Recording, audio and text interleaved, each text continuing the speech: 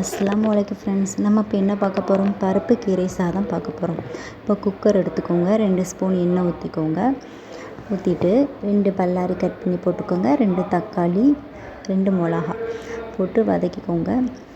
இந்த சாதத்தை நம்ம குழந்தைங்களுக்கெல்லாம் கொடுக்கலாம், கண்டிப்பாக கொடுக்கணும், சத்து. நம்ம அடுத்து உப்பு போட்டுக்கலாம் 1 ஸ்பூனு. அதுக்கப்புறம் மஞ்சள் பொடி, மிளகாய் வத்தல் பொடி, ஜீரகம், சாம்பார் பொடி எல்லாம் ஒவ்வொரு ஸ்பூன் எடுத்து போட்டுக்கலாம்.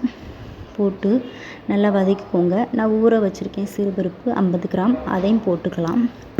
கீரையும் நல்லா கழுவி 2 கைப்பிடி போட்டுக்கோங்க. போட்டு நல்லா வதக்கிக்கோங்க.